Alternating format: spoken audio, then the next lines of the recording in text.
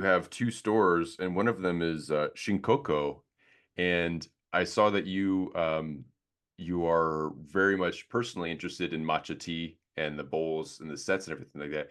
How did you get started with starting to enjoy matcha tea? Uh, I got introduced from another monk a long time ago with a matcha latte and a lot of honey. This was my start, and I liked it from the beginning. And a few years later, I realized that I drink too much coffee. Yeah, and too much coffee with too much milk. Yeah, and four to six coffees a day. Yeah, it's a lot. And so somebody told me that I should try green tea. Yeah, and then I tried matcha, and there is a famous matcha store here in Vienna. And this is, I think this was the first Japanese market here in Vienna. And the daughter opened a matcha coffee shop. And there I bought my first matcha. Yeah, and then I start. Yeah, and one time I told my friend Ho Chun in Tokyo, he is leading the Zen class. Maybe maybe an interview partner for you. Yeah, Yeah.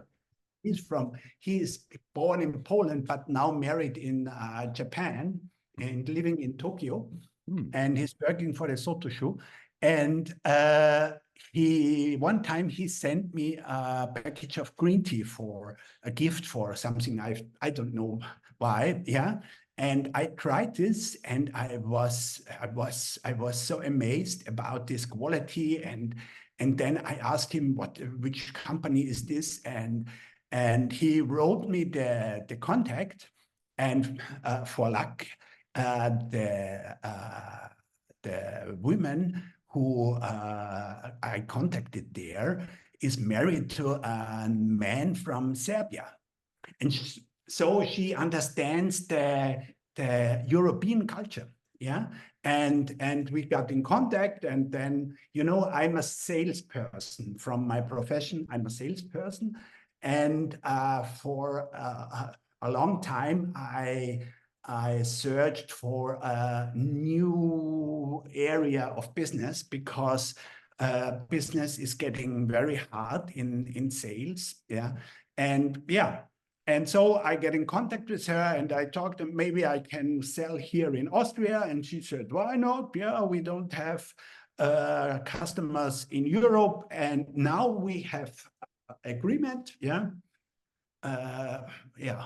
And we have the rights for Austria and Germany. And we started in July because we opened our project house. Yeah. Since a few years, we searched for the right plot, and we found here now in Vienna. First, we saw it on the countryside, Zen and mountain, but on the countryside, they really don't like what we want to do because we want to serve prisoners. They come out of the prison. And not only, we also serve homeless and people they need, and the point is they have to practice with us. Yeah. So yeah, and we found this wonderful house here, and we have a foundation who is financing us the house, but not the daily livelihood, what we need. So we have to find other ways to finance, and we have three pillars, and one is our tea shop, and the other are official donations or funds or whatever, and private donations. Yeah, these are the three pillars we want to establish here. Yeah. And in July we start with our tea shop Shinkō. Yeah. Yeah. Shinkō. Well, Yeah. congratulations. I didn't realize it was such a new business and a new element of the Daijihi Sangha. That's a wonderful addition to everything. Yeah, yeah, because tea and Zen, yeah, matcha and Zen is this is combined. All the ceremonies, for example, there is always in all Zen ceremonies is tea, yeah, and Mm. it's a part, and yeah, and maybe you know the story that Isai, the founder of the Japanese Rinser branch, brought the tea from China to Japan. Yeah. So this Mm. is the legend. The real story is a little bit different, but the first tea garden was in front of a monastery, yeah, because the monks slept the whole time, and so he brought the green tea. To keep everyone awake for. Yeah. And then with the Vabija, this was a movement in the, I think, 14th century. Zen and tea fit together, yeah, found and this was the beginning of the tea ceremonies, yeah, yeah, how Yeah. we know now, yeah, and yeah, Go ahead. this was Go ahead. yeah, Sorry. Go ahead. yeah, yeah. So yeah, one. Oh no. Yes, I think it's fascinating that that you're able to bring that here. That you're able to have a an outpost or like a place to channel this tea culture in Vienna. And then two, I wanted to know more about your work with prisoners because I remember that when you had mentioned that people in the countryside might not want to have your business. I thought it was just because of like maybe they're not big tea drinkers or not big Japanese like not big green tea drinkers. And I didn't realize that you also incorporate your work as someone that works with incarcerated people with tea. I was wondering how that works. Like how do you work with them with tea? Yeah, this is it's not so, we are at the beginning, yeah. And part of our project is we have one apartment in our house for our proteges, yeah. The first one, it's a wonderful story because he moved in beginning of July and no, middle of July, and he moved out 1 month later because he found a job. And yeah, and so he doesn't really need our support anymore. Yeah. And yeah, and so, yeah, this was our first protege. He lived with us together. And the idea is that we combine this, bringing back these people to it's very complicated to say a normal life, yeah, with a normal schedule. This is work is very important to get back in a normal daily life, yeah. And the idea is to bring them together with the tea business, yeah, because we have an online shop. We also have a store for tasting, but we have online shop, and we also do with the green tea wholesale, Mm. so that they can really learn a modern job with a lot of digital uh, knowledge. Yeah, and maybe the idea is that they only stay 3 months or half a year with us, and they found something else, so we can help somebody else. Yeah, What a beautiful yeah, program. Yeah, so it's kind of you help kind of rehabilitate, kind of reestablish somebody into society from having been into a correctional facility or a prison, and you kind of offer a space for them to uh, yeah, become familiar with a market, with like having like a marketplace, like we're working within the tea shop, helping in different elements, and then also kind of helping transition them into the next phase of their life, wherever that might be. And I'm glad that someone was able to come in and spend just a month before they got their feet underneath them, and they were able to go and do something. And when you do work with the people that are staying, um, as part of this program with you, but also when you go to, because I believe that you work as a prison chaplain as well, right? Yes. What has your experience been like when you bring Zen into and Buddhism into these spaces? Do you find that some people are very open to hearing about what Zen is like and what Zen is about, or do you find that you kind of more broadly have to talk about Buddhism, and then Buddhism you introduce in a certain way? Yeah, this is uh, a story that's not so like everybody is thought that it is, because they are very bored, and they try to find something that they can spend time with. Yeah, and so Buddhism, they they all struggle with the old religions, especially Catholics. Yeah, Muslims is a little bit different, but and so they try to come into my space. Yeah, and and uh, in one prison. I work now for, I think, more than 10 years.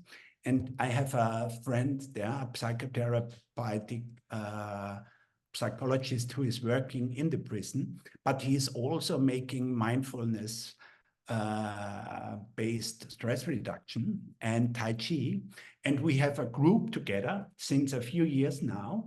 And we do once a week Tai Chi, and I visit them once a month and do with them meditation and answering some questions about Buddhism, about this space you can get in when you start to meditate. And in August, we made the first Sasenkai in prison, and we had 11 participants. Yeah, and we had 6 periods, zazen, ending with a common meal in rice and served in stillness, and nobody falls out. Yeah, and after this we had Q&A, and the first answer I heard is, "I want to do it again." That's the best answer you can Yeah. get, right? Yeah. Yeah. So and we will repeat this Sasenkai in end of December. So what I want to say is it takes time. It's not, there are here, especially in Austria, these ideas we have to teach them Buddhism. This does not really work. And maybe, they are interested because they think they can come out earlier and get some credits and benefits when they do something nice like learning Buddhism. Yeah. And the real thing is that when they really find this kind of this smelling of what is the real benefit, because I always say Zen is good for nothing, like my teachers do this. Yeah, but there is this non-graspable thing you can grasp. Yeah. And you can come into, you to feel your own darkness. Yeah.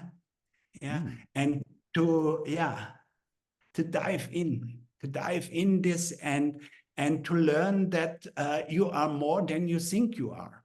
Yeah, this is what I teach in my talks in prison. Yeah, that you are not only your deeds and your bad part. With everybody, I think, has this bad part or these bad ideas, yeah, and you are really more, and your real true nature is something different, yeah. And in Zazen, or in this kind of being in this world, you can really dive into and learn that you are more, yeah, than your bad deeds, yeah, or your actions, and you can make it better, and make it better in the next moment, yeah. And prison, maybe prison is really it's a hard place, yeah. It's really a hard place but it's a kind of a monastery that I always tell them, yeah. And because you live in a very narrow space together, and so there is really a lot to learn. And when you open your heart and your mind for this learning, to be willing to learn, and next moment is the next moment, and again and again, you can come into there are some stories, yeah, that they are really very, not so much, yeah. Our project is the idea for this project comes out of two of my proteges. They died very young. I served them a long time, but yeah, I don't have the space to really get intimate and serve them the whole time, yeah, because they always ask me, please, yeah, can we practice more together? And at this time I don't have the space, and this was the idea for this project, and monasteries always have different levels of serving practitioners. They want to practice normal Catholic or religion, and then they also have this support thing, yeah. And monasteries always have this economic part, because we have to live, we have to eat, we have to, and so on and so on and so on. So yeah, and in Buddhism, to talk about money is not so, nobody really wants to do this, yeah. Yeah, because we have these ideas from early Buddhism, and I have seen you interviewed Santa Chita. Yeah. And I love her. She's a wonderful nun. Wow, wonderful person. She is from Austria. And 2 years ago, she was here, and we had a few talks, and we are communicating the whole time. And she's appreciating what we are doing here, and I appreciate what she's doing in the Bay Area now. Yeah, but she is living this early Buddhism life, yeah, without money, but there is a big community around her who is supporting her, yeah. And so there is this old stories also in Asia, yeah, and also now, Japanese monks have most of them, or I think more than 50% now, have to have another job than serving in the temple, because times have changed, yeah. There are only these big monasteries, and these big monasteries, they are big enterprises, yeah, because they are touristic enterprises, and so on and so on and so on. So yeah, and this is what we try here, yeah, and or what we start here. We have to know that Zen is in Austria not very well known. especially Soto Zen. There is no official Soto Zen temple here in Austria. So we hope that we can be the first one. Yeah, but it takes time, you know, this official way to get all the credentials.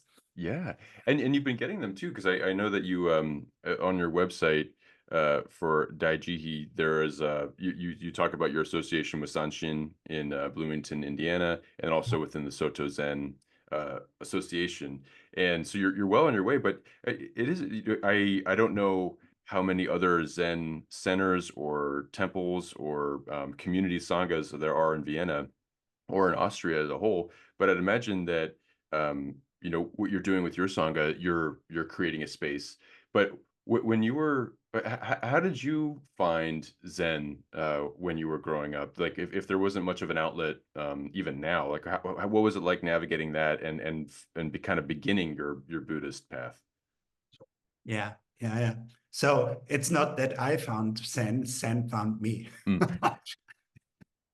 This is, you know, I was a long time in my life. I lived a hedonistic, wonderful, great, big cars, a lot of bottle of wines, and so on and so on and so on. And I had a wine store. Yeah, I had visits from Bordeaux, from special wineries, and yeah, and so on and so on and so on. So but then I have to realize that I'm addicted. Yeah. And yeah, and my former wife said to me, okay, me or the alcohol. And I chose my wife. So I lost all my friends. And at this time, uh, because everybody said to me, you are not an alcoholic, you know? You are a normal Austrian guy. Yeah, but that's the point. Yeah, and so at this time, my brother-in-law, who was practicing Zen, I knew this, that he went to a place in southern Germany and sitting in front of a white wall a whole week without talking. And for me, this was so crazy. This was really I cannot lose a word about this because yeah. So and he married there, and he invited us, and something happened. Something happened, and today I think I know what this was, because in my childhood I was a lot of times with my grandma in the church. And this was this feeling of connectedness I remembered there, or something in me, yeah, it's coming back, yeah. So and I start to meditate, and yeah, and my first meditation, my brother-in-law gave me a book from Eckhart Tolle, yeah, this now, and there was a laying meditation, yeah, and this I tried this. And a few minutes after I start, I jumped up and said, "Oh no, this is not me." But I realized this has nothing to do. So, but I came back, and then I set my first session. I found my first teacher. This was the community of Pekka Roshi. Maybe you heard about him. And at this time, this was the best teacher I can met, because you know I lost all my identities, yeah, with coming out of my addiction, and he said, "Great, you are only 5 skandhas. You don't need identity, yeah." You know, at the beginning, I don't realize what he is saying, but with the time, yeah. And yeah, for this time it was very good, and I successor of him, yeah, Rosenblum, was my first direct teacher, and this was good. At this time, I said my first session, and a few months my second, and then again, again.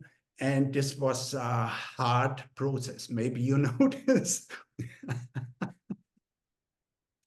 Yeah, sitting session is still a hard process. So it's, you know, this is it is never ending. It's never ending. And now to sit this Sanjin style sessions, yeah, it's a special kind, yeah, of hallelujah.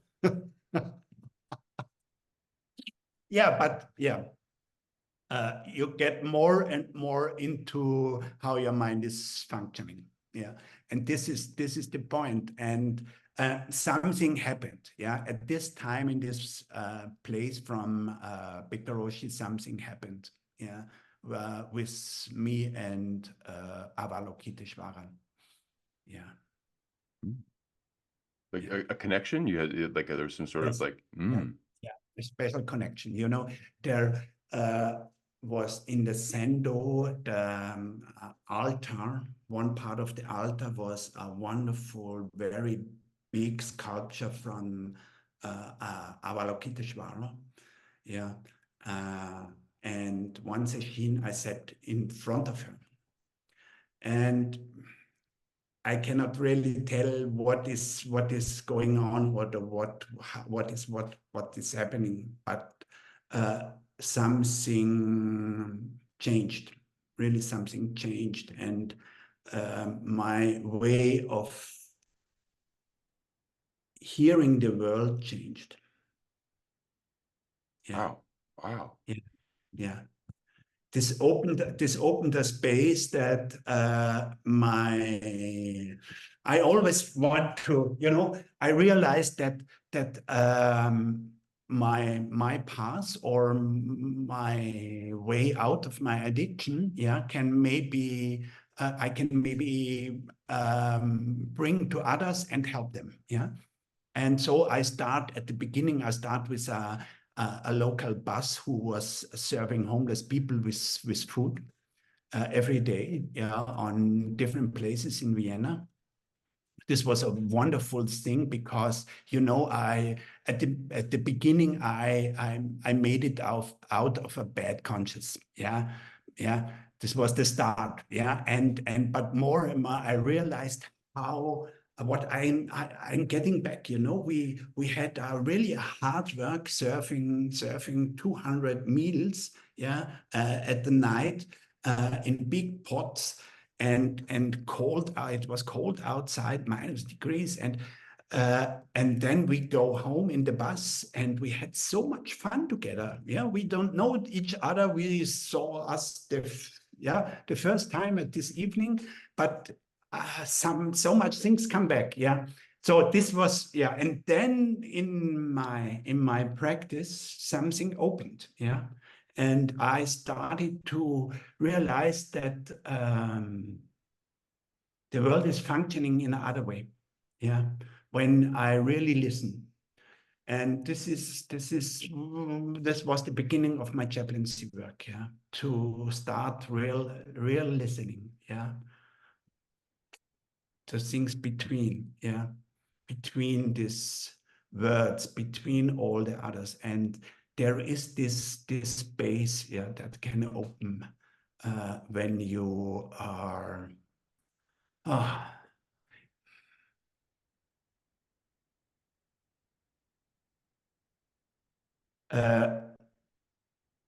I think it was Confucius who said this: don't listen with your mind. Yeah. Don't listen the words. Yeah. Listen what is behind this is in between, behind. Yeah. But there is more. You can feel this world. Yeah. This non-graspable world. And this is what I experienced. Yeah. And yeah, and I start really to bring this in my daily normal life with the work in prison, because this prison is a unbelievable practice place, you know. Yeah, you start with getting patient, because you have to wait and wait and wait, you know. You can open in a not in this monastery situation, in this monastery space there. Yeah, this is wonderful and it's necessary, but in the prison I learned to open the same kind of being in this world, because I don't have to function in a normal way, like as a normal person, you know. You have to make decisions every moment, but in this space with the prisoners, I can stop this and be in a normal building with normal people, and in a very special, you know, this, yeah, prison is a very special space to open a practice place. Yeah. And this helped me a lot. This helped me a lot to bring my practice out of the Sendo in my normal daily life. Yeah. And yeah. It's amazing. And that's how it's developed. Yeah, I mean, what an amazing story, and especially too where you find yourself trying to heal from your addiction, and and then so you find yourself sitting in front of a wall. You try lying down, you shoot right back up. It's like, nah, no, I don't think about that. Not for me. But then you find yourself repeatedly going back to Sesshin, kind of doing these things, and then you have this moment with Avalokiteshvara, and it seems like that moment, I don't mean to put too many words to it, but like there is this um where you healed yourself enough to when then you could start kind of going out into the world and bringing healing to others.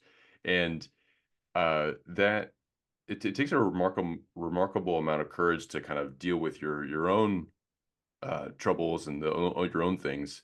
And then it's quite a remarkable thing to also then get to a spot where then you can go and bring those tools and those skills that you've developed for yourself, and bring them and hopefully create pathways for other people to find another way for themselves to heal, or to create space where they can see this, because it's a very special window into the world that I think that you were allowed to see, or that you can see now, where um, yeah, when someone says something to you, there's a whole lot being said other than the 4 or 5 words that come up. There's a whole person that comes up in those words, and there's a whole context, and there's a whole cause and condition that kind of has led to that conversation. And it's so hard to practice that, because the words are so distracting. Or it can be so distracted. The world can be so distracting. Uh, well, this is mine, and that's that, and this is who I am, and because I wear these clothes, this makes me me. But uh, when you really boil it down, there's a lot more to the world than what I'm identifying with. Yeah, Uh, yeah, Really absolutely. amazing. Yeah. And Absolutely. You know, yeah. go ahead. Please, please, Oh no, I was gonna say, please. is that part of your 1,000 hands? Is that part of that project? Yes. Yeah. Yeah. Mm. Yeah. And you know, when you are in a sesshin, yeah, and you are 1 week in totally silence, yeah, then you maybe you can imagine, or you learn people in another way, you know. I can remember at I think it was my second session, I was in a room together with a second guy, and he was very strict. Yeah. When I come into the room, he said, no words, no words. Don't talk to me the whole week. Don't talk. Okay. And I don't talk to him the whole week. Yeah. And at the end, when he left, yeah, we hugged and we had tears in our eyes. And you know, in this space we open in a sesshin, in this world without words, where we got in trouble together when we have to work together, or when you know, you sit in a corner, and there are a lot of old guys, and everybody is pooping. So you learn people in another way. this is also part, or they don't brush their teeth, and so on. You know, this kind of not talking, only making, when you meet somebody, bowing in gasho.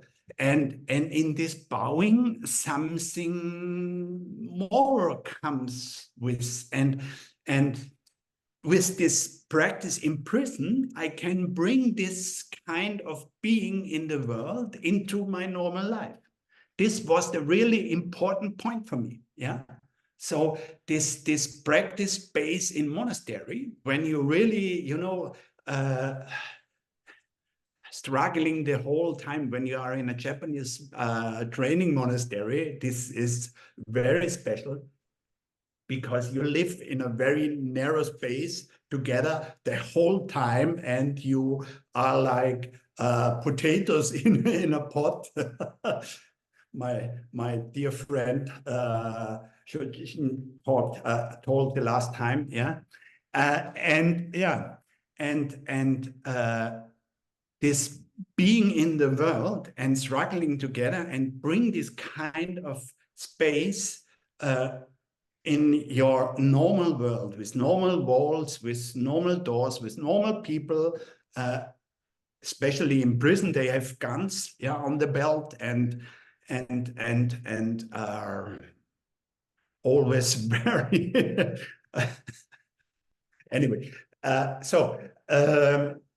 Yeah, this was the great thing. This was the great thing, and out of this comes the project, this Thousand Hands, and this Thousand Hand house, what we have now, or what we start now. And a lot of people say that we are really crazy. A lot of practitioners say we are really crazy, because this cannot work, this cannot function, this is not normal to try to live boundless compassion in a normal way. Yeah, you know. But I have to, or we have to try it. I found Koryo, my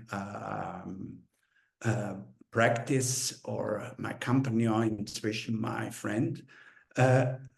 She also wants to live in this way. And the fun thing is, you know, you open this space and people come in. Yeah, this is really funny, because, you know, our first protege, I told before, walked out or moved out. Yeah. And 1 week later, my parents, my father had an accident, and he's 87 and he cannot really walk. And so now he is in a shelter. And my mother cannot live alone, because she has beginning dementia. So, and we have the free apartment now. So my mother is now here. Yeah. And we live together now with my mother in beginning dementia. And it's a funny thing. It's challenging, very challenging, but yeah, but it's a wonderful practice. Yeah. Yeah, Yeah. wow. That Yeah. and yeah, especially from a practice standpoint, because this is someone that you know, and they're going through something that is really difficult for everyone involved, and they're constant reminders of it, especially if you're all living with each other. And I admire you having this interest and working and you know, following through on this interest of yours to be this agent of compassion in the world, like, you know, in like here. It doesn't have to be somewhere. Agent of compassion, I Yes. like. Yeah. It's like a spy novel. Yeah. But yeah, but you are here in your community. You're not necessarily far off in some distant countryside monastery or somewhere else. You're bringing that here. And you know, some other people might think that you're going too far or whatever it is, but you found community where you have it, and you have this approach that is just so amazing. I find even my own life, I don't have monastic training or anything like that. But sometimes I'll like wake up and I'll say, you know what, like I'm gonna try to be really great, and then you know, someone will do something that irritates me. I'm like, you know, I can't do this. I can't be compassionate to anybody else. This is I have to get more of my ducks in a row. But I really admire your ability to really walk the talk and to really incorporate Yeah, practice. yeah, Yeah. yeah, practice. You know, it's also, it's for me, it's always a practice. Yeah, Mm, you mm, know, yeah, especially now with my mother. Yeah, this is really challenging, and I really work with practice methods like antidotes. Yeah, you know, uh, my big theme in my Shuso time in Sanshin was Shishopo, the four embracing bodhisattva actions, and the first is giving. And when all this bad, mad thoughts come in my mind with my mother, and not again, and now she wants this and this and that, and the whole time, you know, the whole day from beginning, and then I talk to myself, giving, giving, giving, to stop my thoughts. Yeah, this is the way how I practice. Yeah, you know, it's one time is, or one method for me is breathing. mm, Yeah, breathing. And I also work with a very special old practice method from Taoism. It's Naidan. mm, Yeah, mm, to really transform every breath and go through your body, and this is one kind what helped me a lot, breathing. And the second are these antidotes out of koans or teachings from Dogen like Shishopo. And yeah, I need this, you know, it's I'm a normal man. I'm a normal guy. So I have all this crazy stuff in my mind. Yeah. And yeah. And it's okay because we live a normal life. We are, the Okumura Roshi said one time, I'm sitting Zazen for 50 years now. Yeah. And when I'm sitting Zazen before a Dharma talk, what do you think I do in Zazen? And he said, thinking about my Dharma talk. Yeah, this is never ends. Yourself is very, very, very, very good in getting you back into your normal life. Yeah. So, and it is practice, yeah. yeah. Practice, it's like Potosawaki said, practice is in the bathroom, practice is in the train, practice is everywhere. Form is Mm, changing, but practice is never ending. And yeah, and that's what we really try to live here, yeah, to live in this being in the world of interconnectedness, mm. but not be separate, you know? I don't want to talk a lot about other Zen teachers, but yeah, it's good to have these seminars, these weekends. We have wonderful talks, and it's necessary, but this is not the whole life, The life is more than, yeah. Yeah, and I've just been kind of processing what you were saying about how like form can change, but the practice is a constant. Where just like how we were talking, right? Like where some communities they need to integrate themselves into the economic model of society in order to sustain themselves. Unless you're a big tourist attraction kind of Japanese monastery somewhere that can Right. sustain, and then you don't have to have a job in a certain way. But things are different, things change, form and the way that things are formalized can change. But the element of the through line that life has practice opportunities throughout is it's a very important thing to consider and to think about. And as far as like your experience as your Zen practice has developed, because I know that at one point you switched lineages and you went from where you were in the Black Forest to Bloomington, Indiana, and I was curious, like what was it like to change lineages, and what drew you into Okumura's Sangha and Sesshin? This is a very good question, because it starts with a book from Okumura. I read about Genja Koan. Mm. Yes, his commentaries on Genja Koan, and he's talking about repentance. And for me, this was a very interesting point, because I never heard before, you know, in Bekaroshi's lineage, there is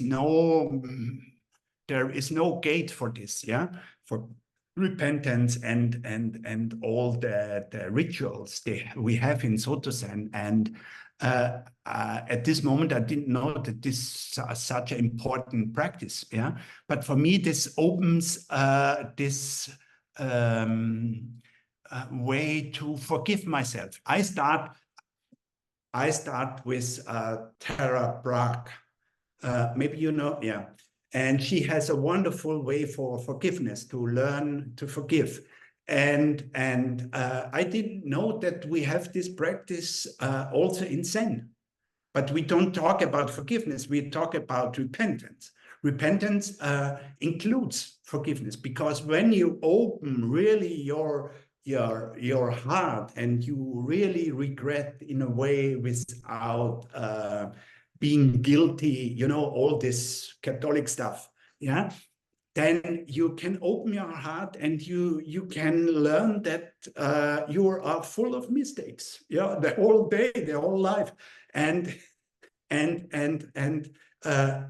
forgive yourself, yeah. So this is part of this repentance in Zen, and when you forgive yourself, you can forgive others. So for me, this is the beginning of compassion, you know, to open your heart for yourself and for your own thoughts, and this is the beginning to understand really in a wholeness, yeah, others. And yeah, and this I learned out of this book, yeah, in Genja Koan. And there is also this relative and absolute repentance, you know, in Japanese Zen, in Buddhism in general. And my chaplaincy work, Hikaroshi said one time to me, okay, it's good what we are doing, but, you know, I brought this business too close to the monastery one time. And this was getting a problem. This was the beginning of my falling out of the Sangha. And one day, a friend of mine, a Dharma friend of mine, invited me to be the Doan in a Chukai.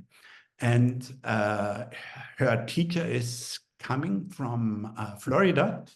And it was Kaikyu Robi, a successor from Okumura.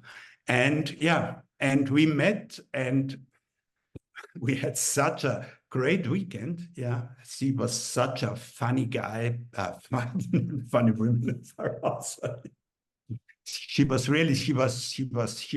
born in Venezuela, and she has this South American spirit.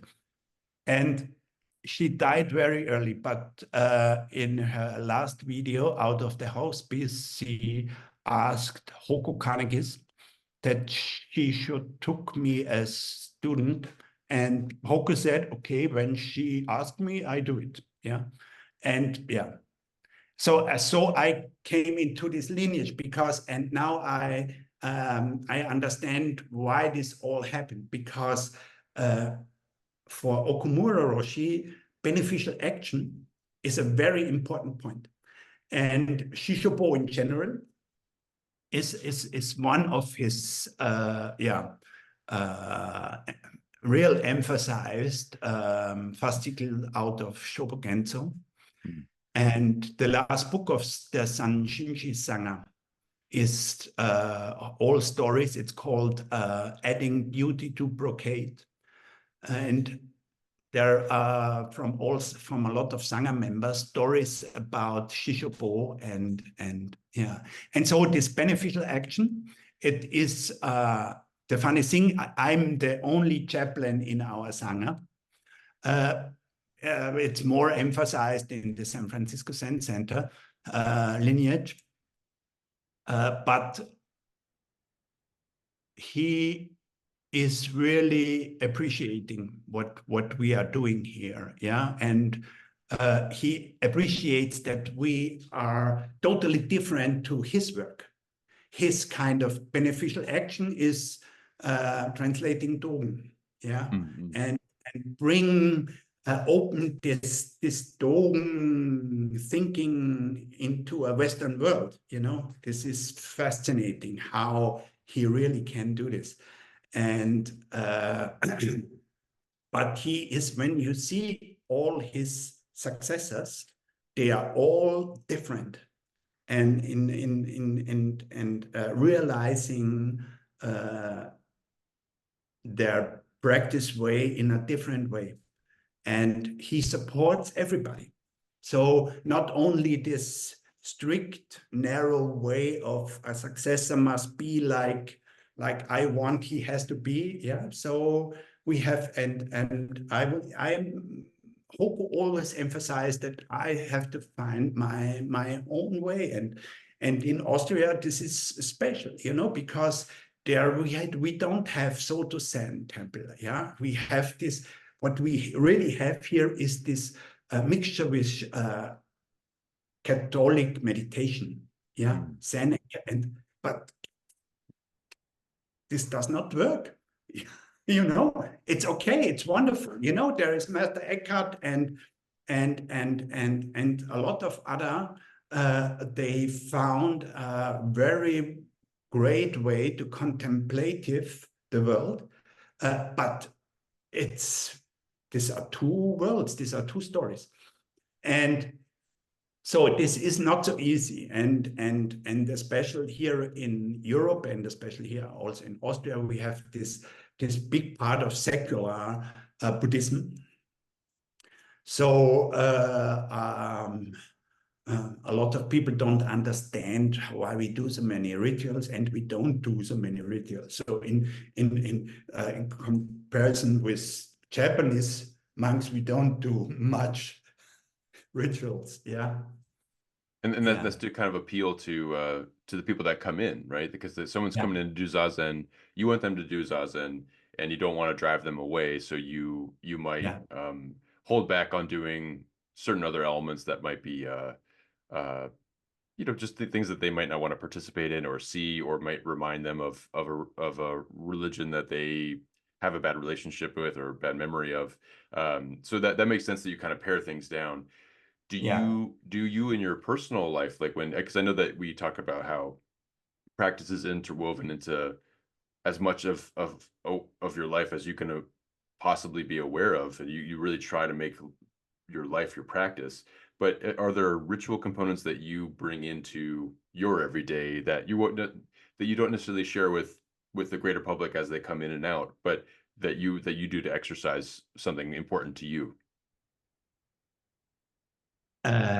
Sometimes, yes. Sometimes, yeah. Mm-mm-mm. So most practices, really, most rituals I do is breathing. Yeah, you Mm-mm. know, um, uh, coming really down to my hara.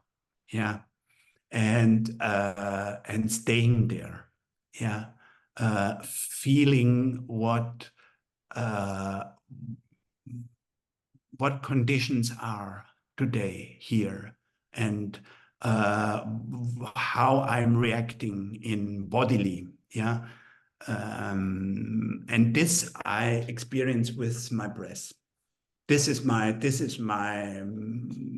biggest practice, yeah. Mm. What I do, yeah. And sure, there are some others, like when I'm in front of the altar. Yeah. And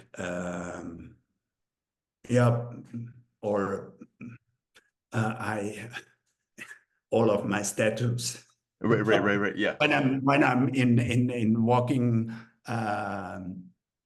walking in front of them, then yeah, Then you there do. are some, yeah, for sure there are some very secret things I do for myself. Yeah, Right. yeah. This is, this is um, when I experienced that the world is something different that I thought about. Yeah.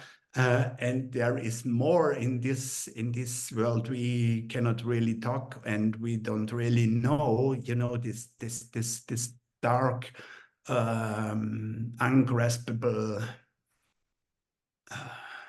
yeah, Yeah. mystery. Mystery. Yeah. Yeah. And well, so I'm glad that you've been able to kind of cultivate and establish for yourself like a way that you can kind of engage with this like vastness of the world that's like kind of ungraspable, inarticulable. You can't really put words to it.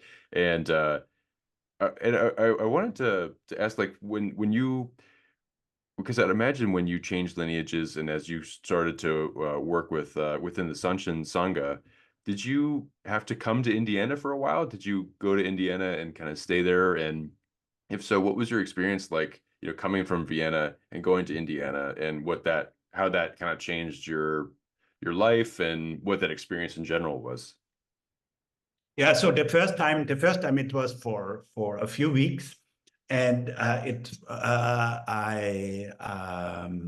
was a tourist, and in this time it was combined with my Tokudo in Sanshin. This was my first time. Before I only zoomed with Hoko and Okumura Roshi, and uh,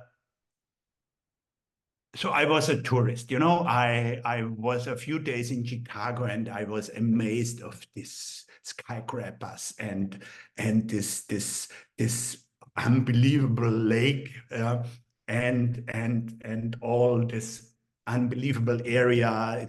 Everything was so huge, so huge, yeah. And I don't realize Indiana in special. Yeah, I also drove to St. Louis and a few other cities.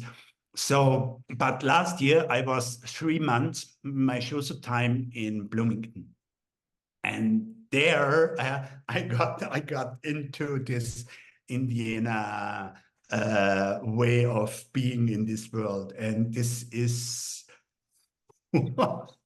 so it was Blooming, it's a university town. There are 50,000 students or more. I don't know exactly, but this is very democratic and very liberal in a way, yeah. But when you go a little bit outside, yeah, then it can really get hard, yeah. And but I come from a very conservative country, so for me it was not very, very special, to yeah, yeah, to get with this kind of, yeah, yeah, very conservative way Mm, of living. And but America is, US is, yeah, and especially Indiana, yeah. yeah. It, uh, Wait, when you did like an Indiana started the Indiana way of life, was it was like the food or anything like that of particular interest to you, or was there like just or were you mostly just kind of with the Sangha, working with them and doing what you were there for, or did you kind of get a chance to kind of get some of the flavor of Bloomington? Both, yeah, both. The flavor I came into with the Sangha, because they took me out to some restaurants and drove me around, and I visited a Sangha member 1 hour from Indianapolis away. Mm. So yeah, and I heard a lot of stories, yeah. And so I come into this, yeah, and nearby the Sangha Center, this is not a very, very noble area. Mm.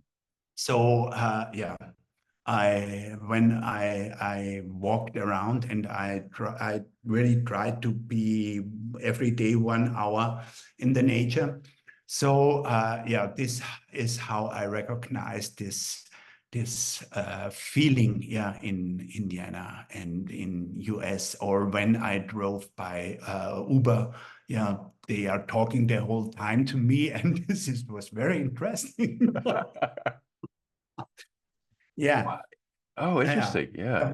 Yeah. So, and you have to know that Okumura Roshi was in San Francisco for a long time, but Mm. uh, he said to really establish Zen in America, he has to go to the very deep American states. Yeah, so this is why he decided to open a center in Bloomington. Yeah, Mm. Mm. and yeah, and it is not the easiest way. You know, on the east or west coast, it's very easy because the people are very open-hearted, and yeah, especially in California. Yeah, Yeah. so yeah, What, and but he the, decided. oh yeah, go ahead. Yeah.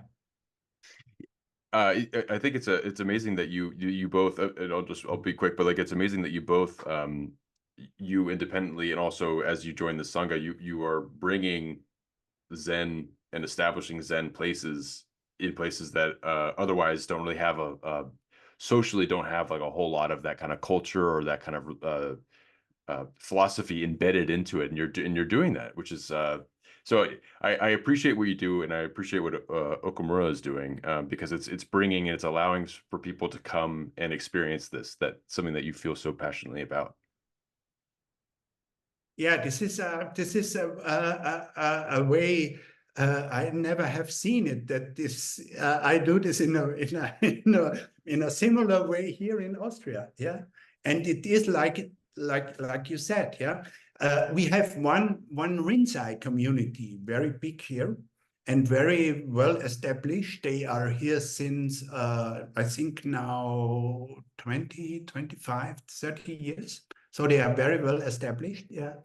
Mm. Uh, yeah, but it's Rinzai, and it's a very traditional way. Yeah. Mm. And but it's a good Sangha, and I like the teacher. He's also from US. Um, but yeah, but to bring this you know, to try to find a Zen way, a Western Zen way. Okumura is talking a lot about this. Yeah, takes time, and we have to open us and try. Yeah, try and error. Yeah, and for sure we will. Yeah. So, but what I don't want to do is to copy a Japanese training temple here, because in one way it does not work in Japan. Yeah, it doesn't work. Yeah, it doesn't work anymore. You know, there I think there are only last month I heard really a lot of stories how this decreasing Zen community is in Japan. Yeah, Mm. and Sojoji are living now 80 monks. This temple is built for 1,000. So and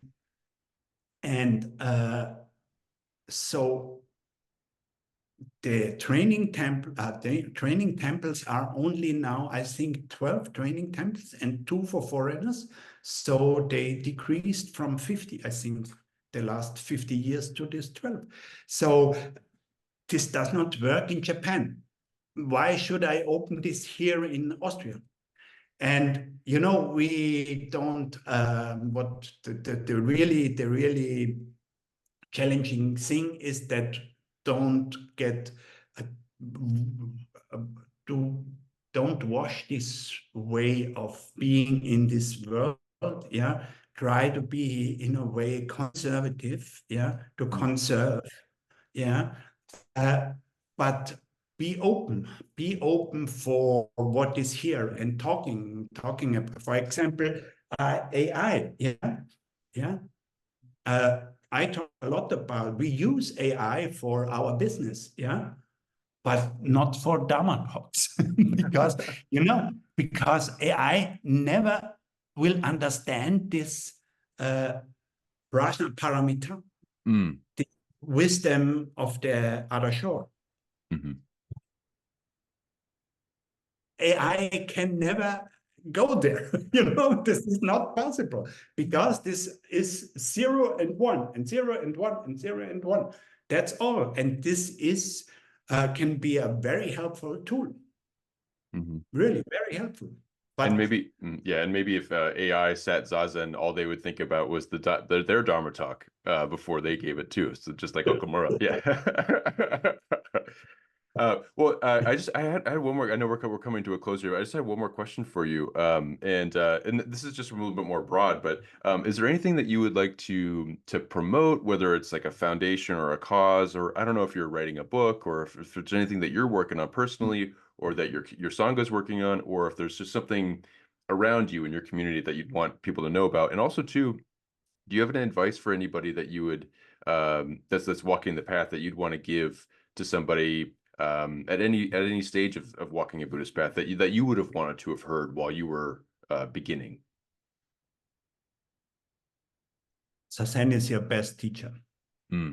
This is the advice I followed, and I think this is the onlyest real advice. Maybe there is you need a teacher. Yeah, you need a good teacher. Yeah, this is also important. Yeah, and you need a Sangha. That's very important too. Yeah, without the Sangha at the beginning here in Vienna, especially a few people, and also in southern Germany, like Christian Dillo. You know him, Christian Dillo? Oh yeah, I've seen that name. Yeah. He's living in Colorado, and he moved to a new center. I heard. Yeah, this is important. Yeah, so don't sit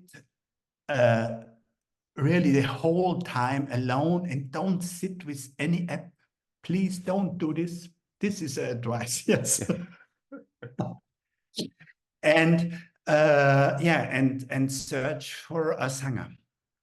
For people, they are a little bit more experienced and know a little bit more about this world you can fall in. Yeah. And what I want to promote is our center. We are at the beginning, and we have space for residents. Not a lot for 2 residents. And we talking English here, so we have it's very funny. We really have since we opened a few months ago a little bit international community. A guy from Colombia who is studying here in Austria, and a guy from Poland, and so if somebody is practicing Zen and want to come to Vienna also for tourists, we have 2 guest rooms. Yeah. And this is open. We take donations for this. So if you are in Austria or in Vienna, then visit us, practice with us, drink tea with us, and have a good time. Yeah. That sounds perfect. All that sounds perfect, especially having looked at your site for Shinkōko with the tea and just that with the space that you're creating. It really is a phenomenal thing. Well, Shinko, thank you so much for speaking with me today. It's been such a joy to learn more about. It was a thank you that you invited me. Yeah. Oh, of course. Yeah. Yeah. It is always funny to be in a podcast, and how different, yeah, I am in a podcast.